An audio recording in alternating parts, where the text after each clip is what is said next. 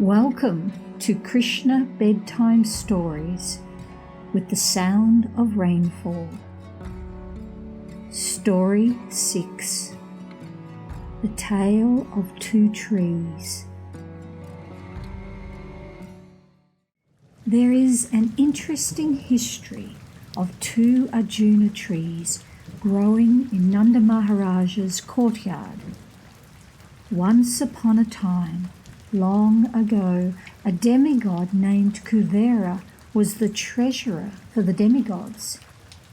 He possessed unlimited opulences because of benedictions he received from Lord Shiva.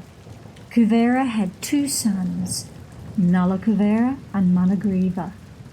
And as a rich man's sons often become addicted to wine and women, so these two sons were captivated by these vices. Once, Nala Kuvera and Managriva were desiring to enjoy, and they entered the garden of Lord Shiva in the province of Kailasa on the bank of the Ganges. There they became drunk and engaged in hearing the sweet singing of beautiful women who accompanied them in that garden of fragrant flowers. In an intoxicated condition, they both entered the water of the Ganges, which was full of lotus flowers. There they began to enjoy the company of the young girls, exactly as the male elephant enjoys the female elephants within the water. While they were thus enjoying themselves in the water, the great sage Narada Muni passed by that very spot on the banks of the river. Narada could understand that Nala Kuvera and Managriva were too intoxicated and did not care that he was passing by. The young girls, however, were not as intoxicated, and they at once became ashamed at being naked before the great sage Narada. In great haste, they began to cover themselves. The two demigod sons of Kuvera were so intoxicated that they could not appreciate the presence of the sage, and therefore they did not even attempt to cover their bodies. On seeing the two demigods so degraded by alcohol, Narada desired their welfare, and therefore he exhibited his causeless mercy upon them by cursing them. Because the great sage was compassionate upon them, he wanted them to see Lord Krishna. He knew that the attraction for material enjoyment is due to an increase of the mode of passion. A person in the material world, when they receive material opulences of riches, they generally become addicted to three things: intoxication, women, and gambling. And they think that they themselves will never die. Such foolish persons, forgetting the laws of nature, become overly infatuated with the material body. Even though very advanced in civilization, up to the position of being a demigod, they forgot that the body will finally be burnt to ashes. As such, the great sage Narada considered that because Nala Kuvera and Managriva were so infatuated by false pride, they should be put into a condition of life devoid of opulence. Narada was compassionate, and he wanted to save them from their fallen life. They could not understand, due to intoxication, that they were naked. To cover the lower part of the body is a principle of human civilization. And when a man or woman forgets this principle, they become degraded. Narada Muni decided to curse them then and there. He considered that the best punishment for them was to make them immovable living entities. Trees are by nature's laws immovable. although trees are covered by the mode of ignorance, they cannot do harm. Furthermore, Narada thought it fitting that although the brothers would be punished to become trees, they would continue to keep their memory of knowing why they were being punished. Sage Narada therefore contemplated that the two demigods should remain for 100 demigod years in the form of trees, and after that they would be fortunate enough to see the Supreme Personality of Godhead face to face, and thus they might become great devotees of the Lord. After this, the two demigods turned into trees, known as twin Arjuna trees, and the great sage Narada returned to his abode. For 100 demigod years, or 36,000 earth years, the two trees stood there and observed everything that took place. They watched the seasons change and the years pass by. They watched as villages, farms, and people came and went. Finally, one day, they saw the residents of Gokula celebrating the arrival of a baby in the palace of Nanda Maharaj. They watched as this most beautiful child grew and played with his friends. And now, although child Krishna was bound up to the wooden mortar, he began to move towards the trees. Krishna considered, "I must now fulfill the words of my great devotee Narada." So then young child Krishna began to proceed through the gap between the two trees. Although he was able to easily pass through, the large wooden mortar that he was tied to stuck horizontally between the trees. Taking advantage of this, Krishna began to pull the rope which was tied to the mortar. As soon as he pulled with great strength, the two trees, with all the branches and limbs, fell down immediately with a great thundering sound. Out of the broken, fallen trees came two great personalities, shining like blazing fire. The courtyard became illuminated by their presence.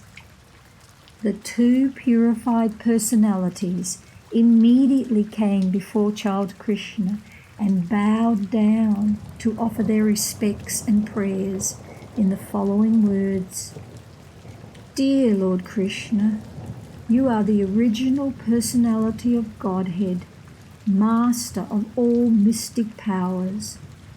You can bestow on everyone all kinds of benedictions. O Lord, we offer our respectful obeisances unto you. O Lord, our Father is known as Kuvera. The great sage Narada is your servant, and by his grace only we have been able to see you personally. We therefore pray that we may always be engaged in your transcendental loving service by speaking only about your glories and hearing about your transcendental activities.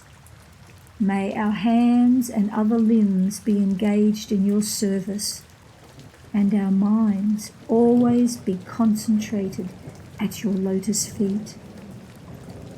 When the demigods, Nalakuvera and Managriva, finished their prayers, the child, bound to the wooden grinding mortar by the ropes of Yasoda, began to smile.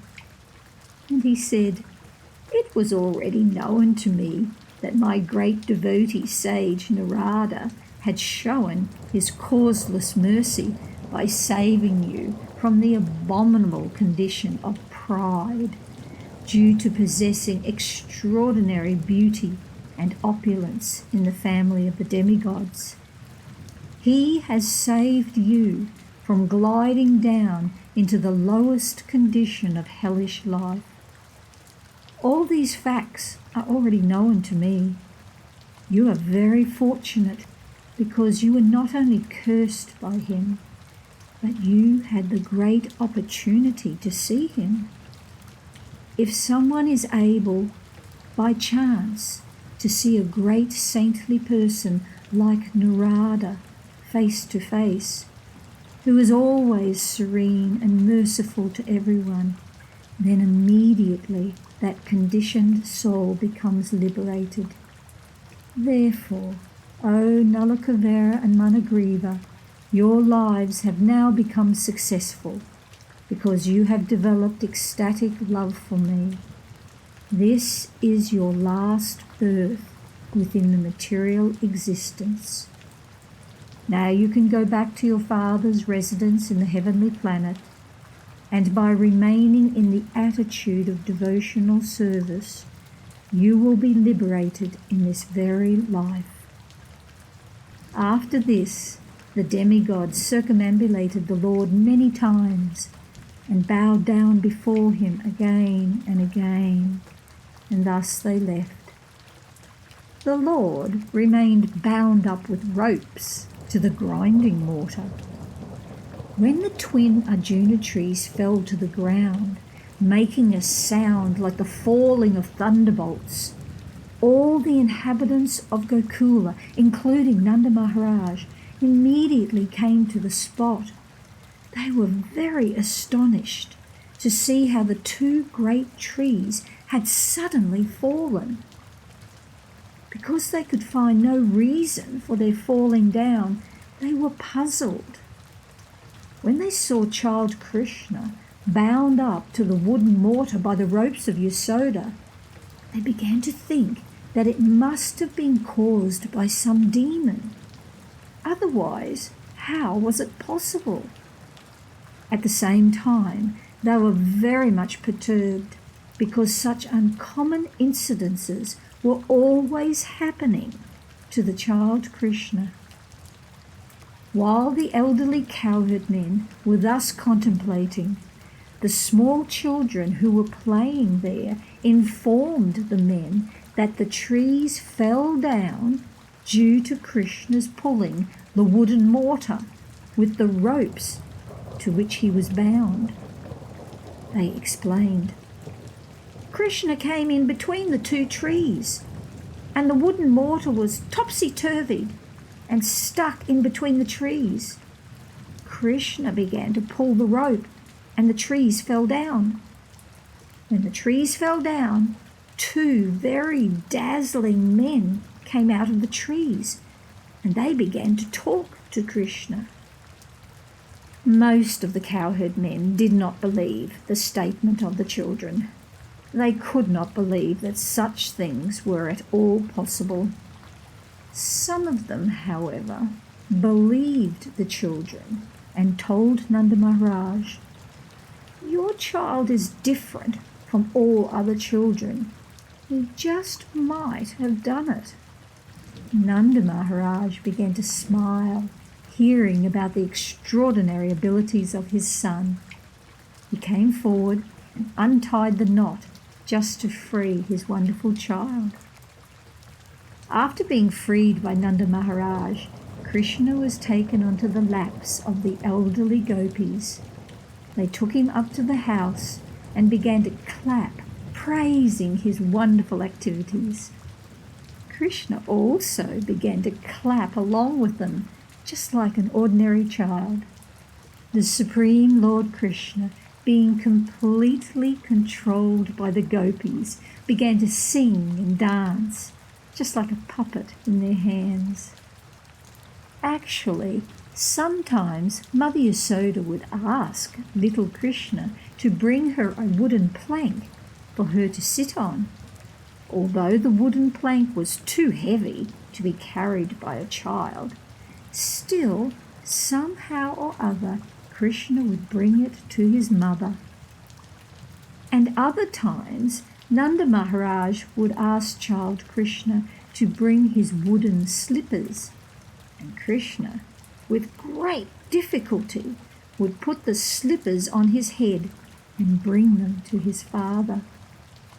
When Krishna was sometimes asked to lift some heavy article and was unable to lift it, it would simply move his arms like an ordinary child. In this way, daily, at every moment, he was the reservoir of all pleasure to his parents. Sweet dreams about wonderful darling Krishna and all his friends in Vrindavan. Namaste.